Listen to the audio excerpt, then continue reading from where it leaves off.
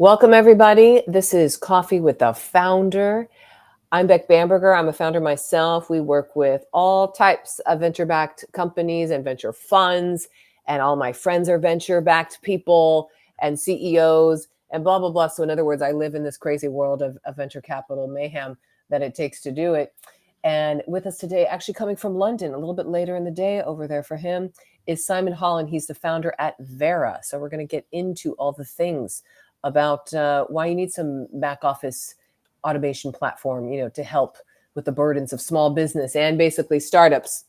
So welcome, Simon. Thank you for being here. Kind of late over there for you, but as you said this is the most productive time. Yes, no, thank you so much. Completely fine. Love working around this time, and yeah, super happy to be here, Beck. So let's get into that first. Why does this time work? It's like noon PT for me in California time. You're over there in London. It's evening. Yeah. You like this? Are you a late night type of person, or why is this the best time? Well, yeah, I mean, I made the choice to live in London, but as far as our business, we're focused 100% on the US market. So Yeah. basically, this is naturally, so the morning's kind of my time, basically, and then it's like basically afternoon, evening, it is work time, essentially. So this is pretty common. So slightly unconventional Yeah. hours, but I live an unconventional life, so all good. Tell us more about your unconventional life. So you were mentioning just there, like you have the morning that is like your time because everyone's still Yep. asleep, right? Yep. So you must be. Do you love the mornings then? Is that like your time? It's great, just there's not too many emails coming in from like partners or customers, and it's an opportunity to be kind of really be able to prepare for the day, Yeah. and try to go for a walk and spend time with my loved ones, and then before kind of jumping into the day. But yeah, it's a nice kind of easing into the day as opposed to Yeah. 8 a.m. boom. Yeah. You're on the calls. Yeah. Yeah. Yeah. I have found this to be similar for when I'm in New York time, because I'm an early bird, and so when I get up at 4:30 a.m. East Coast time, listen, no one is bugging you then, particularly. Yes.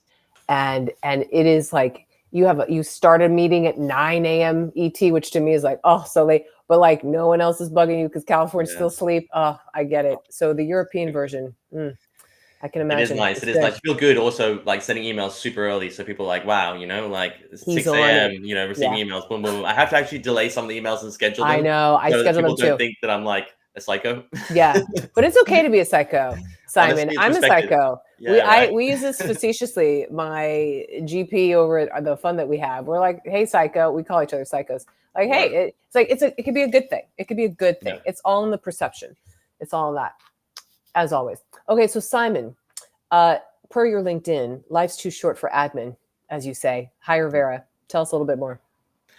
Yeah, so basically, started Vera about a year ago, and my background is built a few different SaaS businesses, and this whole new Yes. approach to admin and AI basically is incredibly exciting.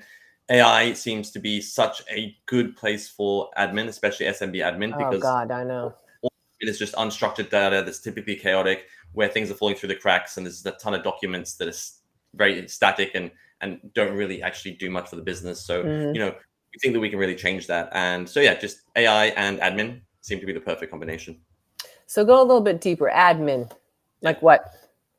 Yeah, so basically, I guess constantly, businesses, Yeah. apart from like growing the business, which is essentially like, the sales and marketing or the goods and services, essentially business owners or finance and ops leaders or chief of staff, they're basically having to deal with all the other elements of running a business, essentially, and that is kind of the G&A side of the business. So anything from like kind of government obligations through to like dealing with vendors, stakeholders, shareholders, employees. There's a whole gamut of things that sit outside of just growing the business, and then selling and also like creating the goods or service essentially. And we think that we can really help with that area basically. So when I talk about admin and G&A, I kind of talking about that side of the business essentially. And it also seems to be related to like client information. So you have all the client stuff that you need or whatever. Yes, and you have your clients connect to Vera, right? Yeah. They can So connect the all whole their idea tools. is that Yeah. basically businesses, it's like plug and play designed for SMBs, super simple. Yep. All they need to do is connect their email, they connect their document storage, and connect their accounting software. And then over time, we want to add different integrations like Slack and Notion and ERPs. And then basically Vera can pull all the relevant information and automatically identify through magic what needs to be done essentially for the business, and actually can start performing tasks for the business as well. Oh, I would love to hear. Yeah, yeah, exactly, exactly. Yeah, I was just talking with someone today. I'm like, oh my god, we're in dial-up days. It feels like okay, we're a little bit beyond dial-up, but so true. sometimes I have such tech rage where I'm like, why is the thing not working? Why? How are we not doing this? We're on a we're in a jet going 800 miles an hour or whatever, but still, I Exactly. can't get a dang tool to work correctly on this AI thing. So, how do you feel about the moment in AI? As a time right now where we're at, Yeah, I think it's incredibly exciting. I mean, honestly, we've looked at the last 2 years, and from a kind of really a core foundational AI perspective, I mean, ChatGPT has been around for a couple of years now. LLMs have been around. The way that kind of AI is being used, it is evolving, but the core technology is getting faster and better. But there hasn't been a humongous breakthrough in the last 2 years. So the way I'm seeing it is basically, there's more user cases. There's this whole application layer coming out, which is the kind of the next layer. But as far as the core foundation models, like they're getting better and more powerful, but there hasn't been a huge kind of like shift in innovation there necessarily as far as like new things coming from the core foundation models. It's really the AI application companies like us that are coming along and actually building and taking that technology and then repurposing it basically for different user cases. So yeah, see it as a really exciting time, and really excited to kind of see this shift and where it's going. And I think there's some really awesome application layer businesses that are out there, hmm that are now starting to really generate significant revenue and make a real difference in a really fast way. hmm I, I'm like on the edge of my seat. Can't wait to see all the things that stick. Frankly, like what's real and what's all Yeah. that stuff. Okay, so Simon, you previously had something called Hot Doc. That was when you Yes. were in Australia. You had that for about almost 13 years. Then you had a different company for 10 years, VV, right? You Yep. were in New York. Okay, now The other so two. is yeah, and then you had other things. You definitely have a case of founderitis, as I call it, which is just like you can't help but make the next thing. You just can't help it. Yeah. Are you aware of this with yourself? 100%. I've always been hyper opportunistic, basically, Mm, and I think that it's interesting to see how kind of Hot Dog and Vivi came along. By the way, I've done several other businesses that probably aren't even out there on the internet. yeah. I tried a lot of different things, and really, Hot Dog and Vivi really, really stuck essentially, and they've scaled into really great companies today. But yeah, I've always wanted to kind of be opportunistic, and I went from Hot Dog, the medical field, to Vivi, which is education, to now Yeah. SMB admin. I think that the entrepreneurial side of me really loves different opportunities and isn't hmm kind of set on like the one, and The it's one field, the one thing. Yeah. it's because business is business. That's where I look at it. Yeah. Sounds like you like to solve problems, basically.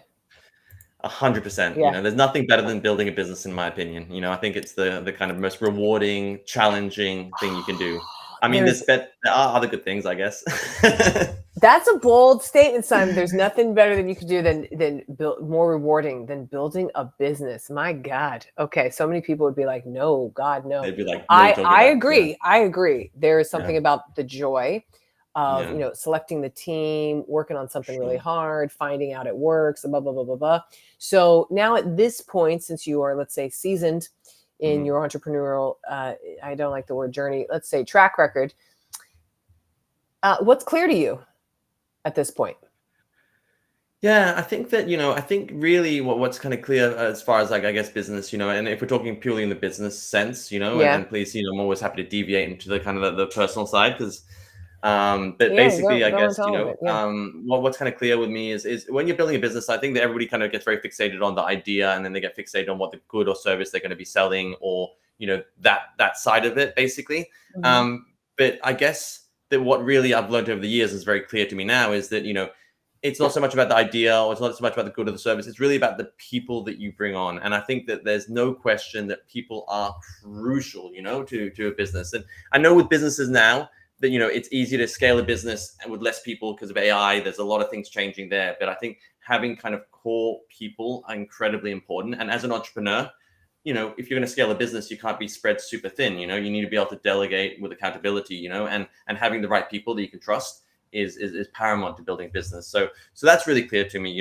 Business is not just about an idea or good or service. It's Mhm. really about It is finding the about the right people. people.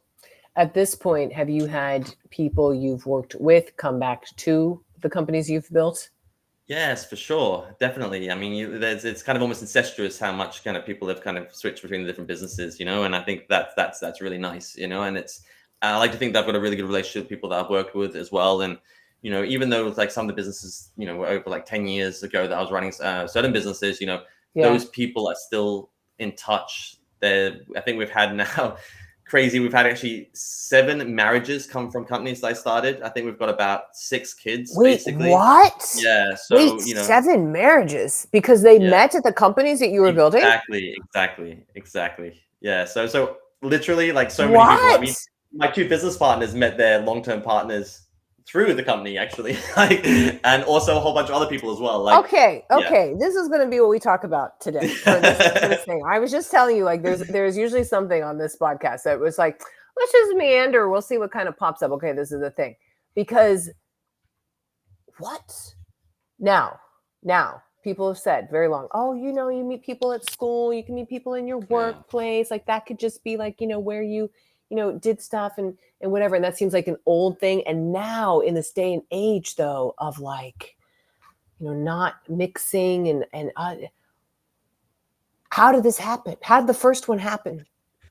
I mean, honestly, the first one, I mean, I don't know which one to put a finger on. The Yeah, first one, I kind of found we out a don't bit need to later say on, names. usually. Okay, yeah, But I'm gonna say in the early days of the businesses, I mean, being kind of like early 20s, my business partner being early 20s, and then yeah. basically, the team, we'd always literally, there's a point in time where like the average age was 23 in the company, basically. And, this is Yeah. a time when there wasn't such thing as kind of like things that were PC, this is over like 10 years ago. And it was Yeah, like, okay, I was going to clarify. I was like, so, yeah, yeah. it was like, Okay. it was kind It's of the like Wild Wild West. the Wild West, basically. And, Uh, we had really fun people, and our priority always with hiring was just hiring great people that were a really good cultural fit for the business, basically. And people just got along, and it just, I guess they got along really, really, really well. Wow. Okay, so I'm going to say it's safe to say there wasn't some policy in place. There wasn't something in your handbook necessarily about like, hey, we don't uphold in-office romances or something like that, or da da da da. Yeah, I mean, honestly, when we started the business, it was one of the very first business I started. The first business that kind of took off, and this wasn't Hot Dog or Vivi. Yeah. There's another business, but basically we didn't have any policies in place. It was just kind of like go go go, and things just took off. And yeah, and then later on, as the business evolved, then we started adding these kind of additional layers. And I think especially with businesses now, you probably have to have these things. Oh yes. On, Oh but yes. back then, even though it wasn't crazy long ago, it was a bit of a different time. Yeah. Yes. I have to say though, what is it about you, Simon, that seems to aggregate people that like have such a like what is the rate of like your relationship success here? Because that's something. I mean, how meaningful is that in a way? I find great meaning in, connecting people to jobs, and it's like their greatest thing ever and everything. And I just did that this week with somebody. Amazing. And I'm like so excited that the two of them get to work together. Like that is such joy. But this level is even another level. And I'm just wondering, like, what is it about you that brings forth this? What magic is this? Yeah, I mean, I don't know. I think it's really just like kind of, I guess, the enthusiasm, and really just, I guess this is probably something I learned from when I grew up in Peru, and something that I kind of learned about like, meeting people basically is that, I try to look for the best in people basically. And I think that, there's that gut instinct that you kind of have, and I think that like for me, it was like, maybe I prioritized it a little too much early days where I was like kind of finding people that would actually get along, really well. And cultural fit was like number one, basically. Inexperience didn't matter. Cultural fit was key. Yeah. And that's what it was like back then. But as businesses scale, naturally, as you get to like 100-person business, you have to be looking at like the right fit from a kind of experience perspective. They need to be able to jump in and add value. And, maybe figure it out. How awesome they are as a person, as far as actually just like, will they get along with people? Yes, good. But do they need to be like, somebody that's just like super outgoing or something? Like, not necessarily. Do you know what I mean? Like that shifts a bit, So it's a different kind of, I guess. Well, hats off to you. Something is in your magic of like selecting people that then get along so much so that then they find their future spouses. Yes. God, I wonder what the data is on that too. Like how many people have found their significant others through Amazon, working at Amazon. Yeah, I wonder which company's got the highest like ratio Exactly. of like, partner. Yeah. This is something Simon Institute to look at. Oh, fascinating. Okay. Okay. Now, earlier you just mentioned, when you were growing up in Peru. Yes. When were you in Peru growing up? And you So made yeah, I was born in what? Peru, Maybe not and on your LinkedIn, so because clearly yeah, I you're know. not. I should really put it there. I think I Yeah, need to update the whole bio because people are interested when they're like, "Straight, you sound yeah, kind of Australian English, but very you were born Australian. in Peru." Yes.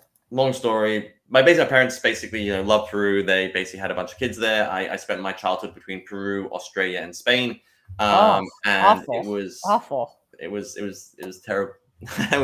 At the time, it was moving around a lot was challenging, but then at the same time, when I became older, I realized, thank you so much, parents, for exposing me to so many different cultures, and also putting me in different environments constantly meant I had to adapt to those environments, and it Hmm. really taught me a lot. And I think things that really I brought into my business life a lot, like adaptability, getting to know people, empathy, which is the most important thing in a lot of ways in life and business, Mm, putting yourself in other people's shoes, and putting it hmm. from their Hmm. perspective. I think that Hmm. is crucial. So yeah, You feel you learned that through your upbringing and just the absolutely. dealing. Okay.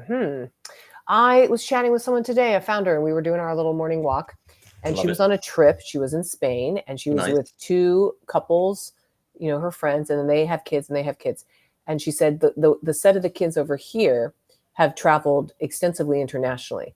And Yeah. they are helping these other ones over here who are a little Yeah. bit more sheltered, not as well traveled, basically learn things like the train's late. Okay.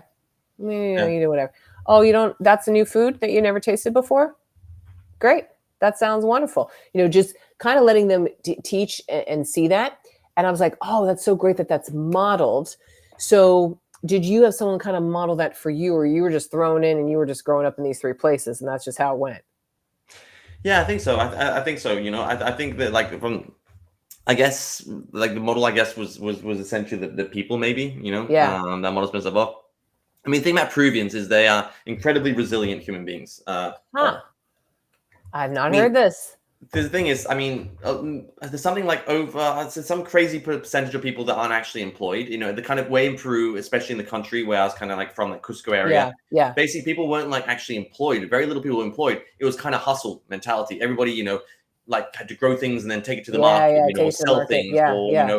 do this and that, and it's like that very much that hustle mentality that people had Mm, naturally because there wasn't such thing as like really 9 to 5 jobs. There are now much more over there. yeah. It's become a lot more kind of westernized in that sense. But it was that hustle mentality basically that people had. So I think that really kind of taught me a lot as far as like perseverance, hustle, and just like there's no kind of choice of just sitting around and complaining. It's about getting stuff Mm. done. And who would have thought I would have learned that from like country people in Peru versus the kind of Silicon Valley elite. Yeah. Yes. And then what did you learn? Would you say Spain versus Australia, if there's any lessons in those?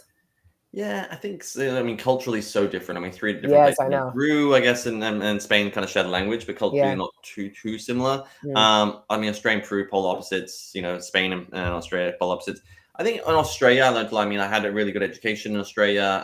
I went Mm. to a great college, and even though I dropped out, it was good because it gave me great That's just what exposure. founders do. It's all good. Yeah. Exactly, it's almost Mm. like the thing to do, right? Yeah. Yeah. Yeah. But they're just very different places, and I think they're very different mentalities as well. And I'm really glad that I went to an American school, I got to say, and I'm really, really glad that I spent 6 years in America, living in America, because if anything, like America really opened my eyes to opportunity and scale, like nowhere else. Basically, I think Mm. that's a big core difference between Australia and the US is that Hmm. people are just like so scale oriented, which is fantastic. I love it. People are so incredibly supportive and helpful with each other. Even random people in business is something I find people just want to help one another out and see that each other succeed. You seem kind of shocked Really? by that. You seem almost like, yeah, your face. Yeah, I am. I have a comment to that, but you don't see that in Australia, you'd say?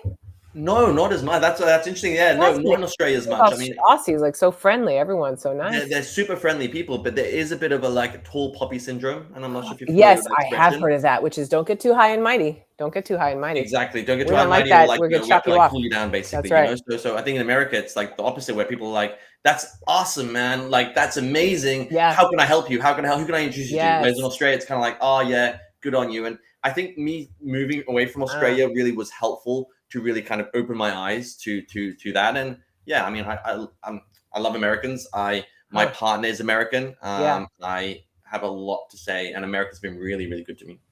So I was listening this weekend to Trevor Noah interview Esther Perel. Love Esther. I've met her a handful of times. Love it. Trevor, I've never met him, but whatever. Like, these are two great people.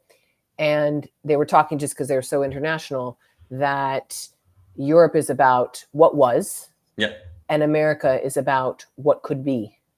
And that essence, it was Trevor who said this, and I was like, oh, that is the difference. I've traveled a lot of places. I have not lived internationally. And I was like, oh, that is it. You know, as you're talking about just the, you know, instead of just be like, no, you should sit down. You should sit down. You should sit down in Australia. I think that's in Europe. Here, it's like, how much bigger can you get? Yeah. No, 100%. Absolutely. It's, I mean, it's nice. It's refreshing. And especially compared to Europe, I mean, it's a bit different. And I think that's cultural as well. Like, Beck, like, question for you, actually. Oh, okay. Oh, I got a question. Great. Let's do it. So, and by the way, questions for me, I almost, like, everybody always says this about me. They're like, Simon, you ask a million questions. And that's because what I think is, I'm like, I want to learn. I know what I'm, you know what I mean? Like, I know what's I want up to, here. like, find out. Exactly. Yes. Okay. What's your question? Then we can. Why do you think that Americans are, like, so supportive, and, like, kind of, why are they so, like, want to help each other out? They want each other to succeed, you know? And do you believe that's correct? And why is that? I'd maybe say in the Silicon Valley arena and community, there is that. And that's more a shared thing of, you're building something, I'm building something. We're all like in this little universe of absurdity, you could say. I am surprised by that. And maybe I'm very American and just thinking like, well, why would you do that? However, I was just this is a call I had yesterday. And this person said, oh, I always tell my kids, you know, yeah, you could be competitive and you can win. You could do all the things. But if someone asks you for help, you help them. You help them, even if it's your competition. And I was really surprised by that. I was like, oh, what? Okay. So that's how he raises his kids. I was just fascinated by that. So I'm surprised. Another maybe element of it perhaps is it's a much lonelier culture here. You know, maybe that's it. So you're more alone. So, you know, you're happy to have some help. I don't know. It's more individualistic though. But something to contemplate. Interesting. Love it. Simon, is there anything else you want to highlight, promote, etc. with Vera? Just anybody who hates admin, come to you? Yeah, I mean, really, I mean, you know, we're very much targeting kind of small, medium businesses, you know, up to kind of 20, 30 million in revenue, kind of targeting like finance and ops leaders or chief of staff, basically, or busy business owners, you know, and the kind of people that basically do have all these different kind of, you know, like business essentially requirements on them essentially, and they're kind of looking at opportunities to kind of like automate a lot of the kind of, you know, the back office. You know, I think that's kind of primary audience, and we're also actually working with accountants and fractional CFOs. This is kind of like a bit of a side thing, but we're helping them kind of automate the process of gathering information from their clients basically, and it's a free tool for them. So really SMBs, basically any different type of SMB in the US, you know, doing up to kind of 20, 30 million revenue, and then also basically accountants and fractional CFOs. And basically we're going to be launching this really exciting product for the SMBs in August, August, September probably. And we're super excited. So we've got a big wait list for it. You know, it's kind of behind the scenes. So if you look at our website, it's not kind of readily available. We've been kind of working behind the scenes, but that's going to be kind of something big that we're going to be kind of pushing out in August, September. So really excited about that. Sign up for the wait list then, it sounds like. Unless maybe they mentioned that they heard you on this podcast. Exactly. Well, I mean, if anybody's interested in talking, by the way, I'm happy to share my email is Simon at hire HIREVERA.com. So Simon at hirevera.com. And email us if you are one of those businesses or CFO, and I'll put you at top of the queue. Unlock right here, Simon. I love it. Exactly. Well, Simon, thank you for being on today. Simon Holland, he is the founder of Vera, supercharging your admin tasks so that you don't have to do some admin crap, which no one wants. Who wants to do that? Life's too short for admin. Life is too short for admin. Life is too short for admin, as you perfectly say on LinkedIn. Yes, excellent. Thank you, Simon. Thanks for coming in from all the way from Europe. Appreciate you. All the best. Have a good one. Take care. Bye.